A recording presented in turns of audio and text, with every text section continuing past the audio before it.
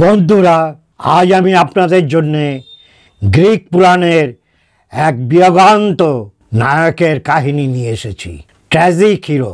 এই চরিত্রের সাথে আপনি অনেকে এলিট বা হিরো না হলেও আমরা অনেকেই সেই ট্র্যাজিক চরিত্রের সাথে নিজেদের রিলেট করতে পারবো, যে আমরাও জীবনে অনেক কিছু ভালো কাজ করেছি সংসারের জন্যে, পরিবারের জন্যে, সমাজের জন্যে, কিন্তু ভাগ্যচক্রে দেখা গেছে সেগুলো বুমেরাং হয়ে ফিরে এসেছে।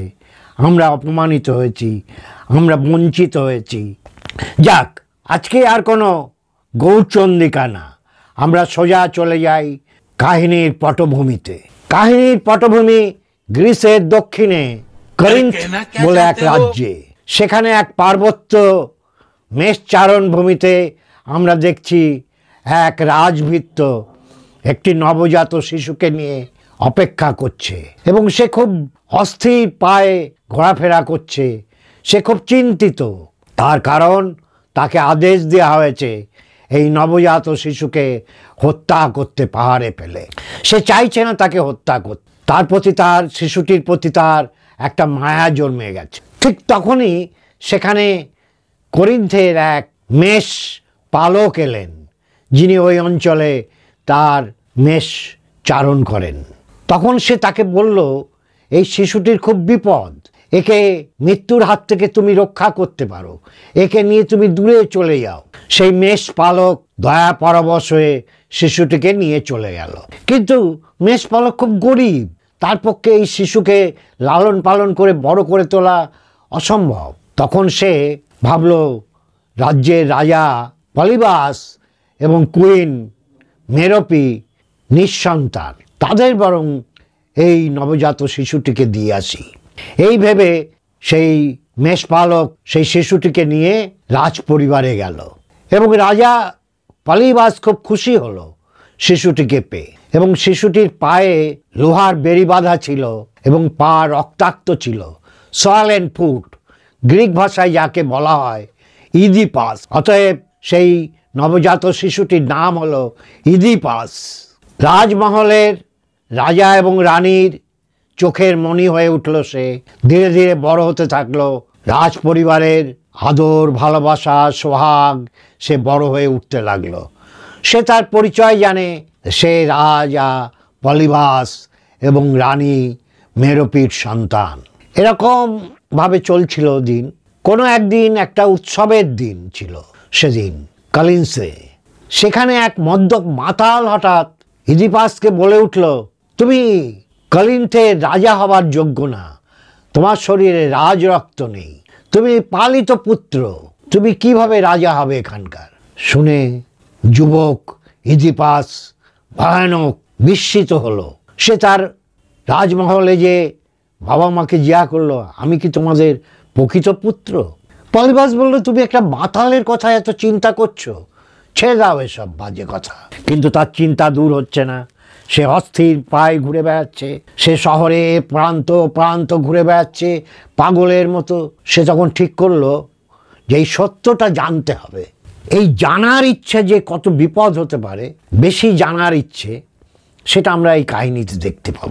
সে তখন ডেলফি অর্থাৎ গ্রিসের অ্যাপোলো দেবতার মন্দির, সেখানে ওরাকেল অর্থাৎ সেখানকার যারা ধর্মীয় পুরোহিত থাকেন তাদের ওরাকাল বলা হয়, তারা সাধারণত মহিলা হন। সেখানে সে তার জন্মবৃত্তান্ত জানতে চাইল। ওরাকেল কোনো উত্তর দিল না। সে তার জন্মবৃত্তান্ত সম্বন্ধে নিশ্চুপ থাকলো। কিন্তু তারপরে ওরাকেল যে কথা বলল তাতে ইদিপাসের সমস্যা হাজার গুণ বৃদ্ধি পেয়ে গেল। সে আরো বিধ্বস্ত হয়ে গেল। ওরাকেল বলল, তুমি তোমার পিতাকে খুন করবে এবং তোমার মায়ের শয্যা সঙ্গী হবে। এই শুনে সে যে ভাবলো, যে বাবা মা আমাকে এত যত্নে বড় করছে, সেই পিতাকে আমি খুন করব আর মাকে বিবাহ করে তার শয্যা সঙ্গী হব? ছি ছি ছি, এ ভাবাও তো পাপ, শোনা পাপ। আমি আর রাজপ্রাসাদে ফিরে যাব না। সে সারা দিন সারা জায়গা অস্থির পায়ে ঘুরে বেড়াচ্ছে। ইদিপাস চলতে চলতে একটা জায়গায় এসে পৌঁছালো। সেখানে তিনটে রাস্তা এক জায়গায় মিলেছে। সেখানে এক ঘোড়সওয়ার তার কিছু সঙ্গী সাথী নিয়ে আসছিলেন। তাকে দেখে মনে হচ্ছিল কোনো রাজপরিবারের ব্যক্তি। ইদিপাসকে দেখে তারা সরে যেতে বলল। ইদিপাসকে তারা ধাক্কা মারল। ইদিপাস যুবক, সাহসী, শক্তিশালী, সে রাগান্বিত হলো। সে তার মাথার ঠিক নেই, সে ওই রাজ ব্যক্তিকে হত্যা করলো এবং তার সঙ্গী সাথীদের হত্যা করলো। সেই দলের একজন পালিয়ে যেতে পেরেছিল। তারপরে সে যে রাজ্যে প্রবেশ করলো সেটা হচ্ছে থিপস নগরীতে সে প্রবেশ করলো। সেখানে প্রবেশ করে সে জানতে পারলো এখানকার রাজা ডাকাতদের হাতে মারা গেছে এবং রাজ্যে এখন অরাজকতা চলছে। সেখানে ফিনিক্স নামে এক দৈত্য অরাজকতা সৃষ্টি করেছে। ফিনিক্স হচ্ছে তার অর্ধেক শরীর সিংহের, বাকি অর্ধেক নারীর, এবং তার দুটো ঈগলের মতো বড় বড় পাখনা আছে। সে ভয়ানক হিংস্র। সে থিপসের প্রবেশদ্বারে বসে আছে। তার অত্যাচারে থিপসে অরাজকতা শুরু হয়েছে, মানুষ অশান্তিতে রয়েছে এবং রাজা মারা যাওয়ার পরে তার শ্যালক ক্রেয়ন এখন শাসনভার দেখাশোনা করছেন। সেই ফিনিক্স ইদিপাসকে বলল, তুমি যদি আমার একটা প্রশ্নের উত্তর দিতে পারো তাহলে তোমাকে প্রবেশ করতে দেব, না হলে তোমাকে হত্যা করব। ইদিপাস ছিল সাহসী, বুদ্ধিমান, বিচক্ষণ। ইদিপাস বলল, বলো কি তোমার প্রশ্ন? ফিনিক্স তার উত্তরে বলল, আমার প্রশ্ন হচ্ছে তুমি এই ধাঁধাটির উত্তর দাও। ধাঁধা হচ্ছে, কে দিনের প্রথম ভাগে 4 পায়ে হাঁটে, দিনের বেলায় 2 পায়ে হাঁটে এবং দিন শেষ হয়ে গেলে 3 পায়ে হাঁটে? ইদিপাস চিন্তা করতে লাগলেন। চিন্তা করে বললেন, হ্যাঁ, আমার উত্তর হচ্ছে মানুষ। ফিনিক্স বলল, আমি খুশি হয়েছি তোমার উত্তরে, তুমি জয়ী হয়েছ। আর আমি স্থির করেছিলাম যে আমার প্রশ্নের যে উত্তর দিতে পারবে তাকে আমি স্বীকার করে নেব এবং তার পরিবর্তে আত্মহত্যা করব। অতএব আমি এই পাহাড়ের চূড়ার উপর থেকে ঝাঁপ দিয়ে পড়ে আত্মহত্যা করব। এই করার পরে ফিনিক্সের অত্যাচারের অবসান হলো থিপসে। জনগণ শান্তি ফিরে পেল এবং তারা জানতে পারল এই বীর বিদেশি যুবক ফিনিক্সকে হারিয়েছে এবং তারা মনে করল এই বীর এবং বুদ্ধিমান যুবকই থিপসের ভবিষ্যৎ রাজা হতে পারে। এবং ক্রেয়ন বলেছিল, যে থিপসের শান্তি ফিরিয়ে আনতে পারবে তাকে সিংহাসন দান করা হবে এবং তার হাতে আমার বিধবা বোনকে তুলে দেওয়া হবে। এবং সমস্ত থিপসবাসী চাইল যে ইদিপাস রাজা হোক থিপসের। সেই অনুসারে তার সিংহাসন আরোহণ হলো এবং ক্রেয়ন তার বিধবা বোন জোকাসটাকে তার হাতে তুলে দিলেন স্ত্রী রূপে। এইভাবে এখন থিপসে শান্তি ফিরে এসেছে। 15 বছর ধরে ইদিপাসের শাসনে জনগণ খুব খুশি। ধনে ধান্যে ভরে উঠেছে থিপস। চারদিকে সবুজ ফসলে, গাছে গাছে ফুল, কোনো অভাব নেই, অভিযোগ নেই, বহিঃশত্রুর আক্রমণ নেই, প্রাকৃতিক দুর্যোগ নেই, মহামারী নেই। বড় সুখের সময়। কিন্তু ঈশ্বর অলক্ষ্যে আসছেন। নিয়তিকে কি অস্বীকার করা যায়? ভাগ্য, ঈশ্বর আছেন কিনা কেউ জানে না, কিন্তু নিয়তি বা ভাগ্যকে অস্বীকার করা যায় না। হঠাৎ থিপসে প্রচণ্ড মহামারী শুরু হলো। প্লেগ রোগে আক্রান্ত হচ্ছে মানুষ। প্রাকৃতিক দুর্যোগ শুরু হলো। সমস্ত ফসল শুকিয়ে যাচ্ছে। মায়েদের জঠরে শিশুরা মারা যাচ্ছে। সন্তান জন্ম হচ্ছে না, মৃত সন্তান জন্ম হচ্ছে। থিপসবাসী দল বেঁধে এসে কোরাসে তাদের দুঃখের গান গাইছে। হে রাজা, তুমি যে ফিনিক্সকে হত্যা করে যে সুন্দর শাসন ব্যবস্থা প্রচলন করেছিলে, যে সুখ সমৃদ্ধি আমাদের দিয়েছিলে, আস্থা চলে চলেছে, তুমি কোনো ব্যবস্থা করো। ইদিপাস সব জানতেন। তিনি বললেন, আমি সব জানি তোমাদের দুঃখের কথা। আমি ইতিমধ্যেই আমার বন্ধু ক্রেওনকে পাঠিয়েছি ডেলফিতে ওরাকেলের দৈববাণী জেনে আসার জন্যে যে কেন এই দুর্বিপাক ঘটে। এমন সময় ওই যে জনতা এসেছিল তারা দূর থেকে দেখলো কে যেন তখন ইদিপাস বললেন, নিশ্চয়ই আমার বন্ধু ক্রেওন কোনো সুসংবাদ নিয়ে আসছে। ক্রেওন এসে পৌঁছালো। ইদিপাস বলল, বলো বলো ক্রেওন, কোনো শুভ দৈববাণী শুনেছ? বলল, হ্যাঁ, শিগগিরই বলো তুমি। ক্রেওন বলল, ওরাকেল বলেছে যে পূর্বের রাজা লেয়াসের যে হত্যাকারী সে এই রাজ্যে বসবাস করছে এবং সে যতক্ষণ না এই রাজ্য ছেড়ে চলে যাবে ততক্ষণ এই দুর্বিপাক মহামারী শেষ হবে না। বলল, এত বড় সাহস! রাজা লেয়াসের হত্যাকারী এই দেশে লুকিয়ে আছে আর তার জন্যে এই অরাজক অবস্থা। এখনই তাকে খুঁজে বের করো। কেয়নকে বলল, তোমরা রাজা লেয়াসের মৃত্যুর পরে তার অপরাধীদের ধরার চেষ্টা করনি? বলল, কোনো সূত্র খুঁজে পাওয়া যায়নি। চেষ্টা করা হয়েছিল, শুধু আমরা জানতে পেরেছি একদল ডাকাত তাকে হত্যা করেছিল। তখন ইদিপাস বললেন, এ হতে পারে না, এই সত্যকে জানতেই হবে। সত্য জানার জন্য তার অসীম আগ্রহ। বলল, এই সত্যকে আমি উদ্ঘাটন করব, যেভাবে হোক সেই অপরাধীকে আমি ধরবই। আমি থিবিসের জনগণের এই দুঃখ আর সহ্য করতে পারছি না, এই অরাজক অবস্থা আমি আর সহ্য করতে পারছি না। এরা আমার সন্তানের মতো, এদের রক্ষা করা আমার দায়িত্ব। তখন যে জনতা এসেছিল তাদের ভিতরে এক পুরোহিত ছিল। সে বলল, আমাদের এখানে টাইরিয়াস নামে এক অন্ধ ভবিষ্যদ্দ্রষ্টা আছেন। তিনি ত্রিকালদর্শী, তিনি সমস্ত কিছু বলতে পারেন। তখন কেয়নকে বলল, যাও তাকে নিয়ে এসো। কিছুক্ষণ বাদে আমরা দেখছি একটা বাচ্চা ছেলের হাত ধরে টিরিসিয়াস, সেই বৃদ্ধ অন্ধ বৃদ্ধ, প্রবেশ করলেন। তাকে ইদিপাস বললেন, আমি রাজা ইদিপাস আদেশ করছি তোমাকে, তুমি ভবিষ্যৎবাণী করে বলো কে সেই লেয়াসের হত্যাকারী এখনো থিবসে আছে, সে কোথায় আছে? আমার পক্ষে কিছু না বলাই বোধহয় রাজা ভালো হবে সকলের পক্ষে, না হলে একটা বিপর্যয় ঘটবে এই মুহূর্তে। বলল, তোমাকে বলতেই হবে, আমি সত্য জানতে চাই। সত্যের থেকে বড় কিছু নেই। যত দুর্বিপাক দুর্যোগ আসুক আমাকে সত্য জানতে হবে, থিবসের জনগণের জন্যে জানতে হবে। এবং তাকে ভৎসনা করতে লাগলেন ইদিপাস। বললেন, তুমি কি ভণ্ড ভবিষ্যদ্দ্রষ্টা?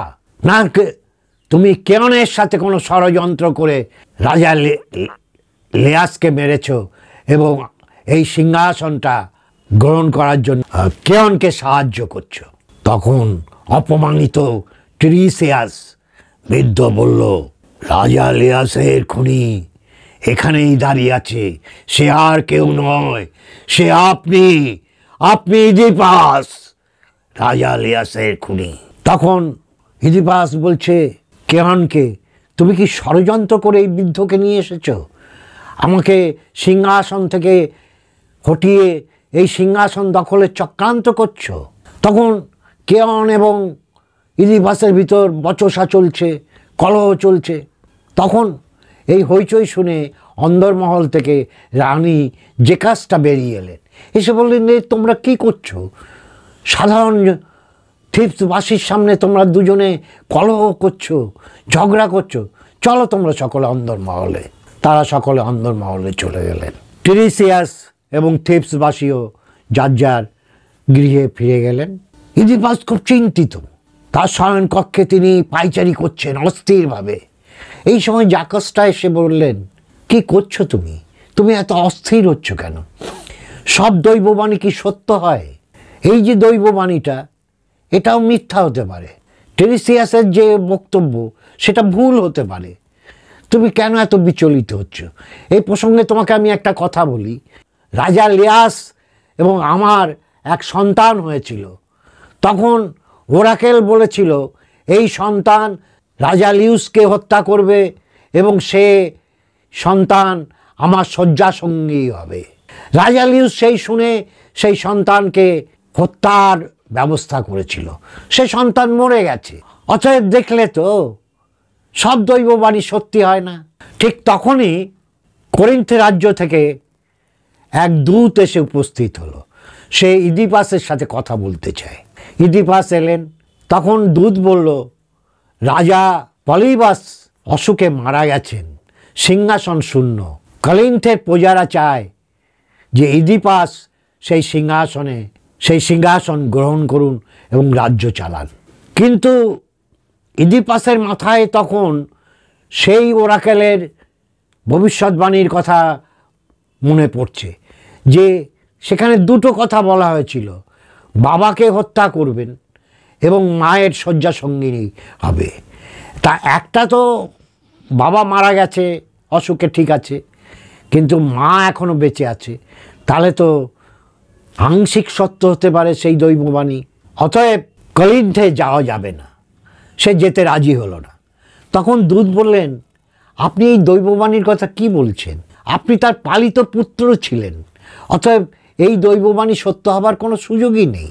এই শুনে ইদিপাসের চিন্তা আরও বেড়ে গেল এবং সে ফিরে গেল তার শয়নকক্ষে। সে জাকাস্টার কাছে জানতে চাইল যে আচ্ছা, রাজা লিউস দেখতে কেমন ছিল, তার বয়স কত ছিল, তার সাথে কজন লোক ছিল। সে যা যা উত্তর দিল, সেই যে অনেক বছর আগে সে থিপসে আসার পথে একটা মারামারিতে কয়েকজনকে আহত করেছিল, নিহত করেছিল, সেই ঘটনাগুলো তার চোখের সামনে ভেসে উঠল। এবং জাকাসটা বলল, লিউসের সাথে তোমার চেহারার একটা সুন্দর মিল আছে। সে আরও ভয় পেল, ভীষণ ভয় পেল। ইতিমধ্যে সেই পুরনো ভৃত্য যাকে দিয়ে রাজা লিউস তার নবজাত শিশুকে হত্যা করার জন্য পাঠিয়েছিল, সেও ফিরে এলো এবং ওই কলিন্থের সেই দূত তাকে চিনতে পারল।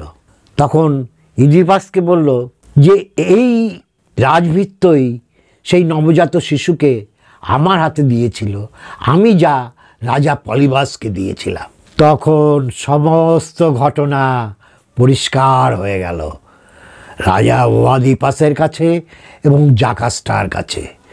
সবাই বুঝল যে সেই রাজা লিউসের খুনি ছিল রাজা ওয়াদিপাস।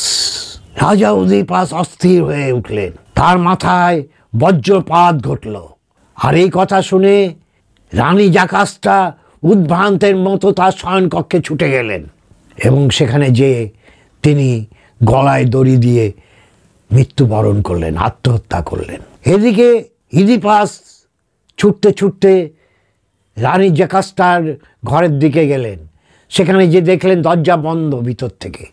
ধাক্কা মেরে সেই দরজা ভাঙলেন, ভেঙে রানীকে সেই ঝুলন্ত অবস্থা থেকে নামিয়ে মাটিতে নামালেন এবং তার পোশাকে সোনার যে ক্লিপ থাকে সেই ক্লিপ দিয়ে অনবরত নিজের চোখ দুটোকে ক্ষত বিক্ষত করতে থাকলেন। তিনি ভাবতে থাকলেন, যে মায়ের জঠরে আমার জন্ম, সেই মাকে আমি শয্যা সঙ্গিনী করেছি, সেই মায়ের সাথে সঙ্গম করে আমি 4টি সন্তানের জন্ম দিয়েছি। ছি ছি, এ কি পাপ করেছি আমি! হে ঈশ্বর, আমাকে ক্ষমা করো। হে বিধাতা, আমাকে ক্ষমা করো। আমি পৃথিবীর আর কিছু দেখতে চাই না। আমি আমার মায়ের মুখ দেখতে চাই না, আমি আমার স্ত্রীর মুখ দেখতে চাই না, আমি আমার সন্তানদের মুখ দেখতে চাই না, আমি থেবসবাসীর মুখ দেখতে চাই না, আমি পৃথিবীর ভগবানের সৃষ্টি কোনো কিছু আর চোখে দেখতে চাই না। ক্রন্দন করতে করতে সে কিরণের কাছে ছুটে গেল, বলল, আমার দুটো অনুরোধ আছে। আমি যে আদেশ করেছিলাম যে অপরাধীকে থিপস থেকে নির্বাসিত করতে হবে, তুমি আমাকে থিপস থেকে বহিষ্কার করে দাও, থিপসের বাইরে পাঠিয়ে দাও।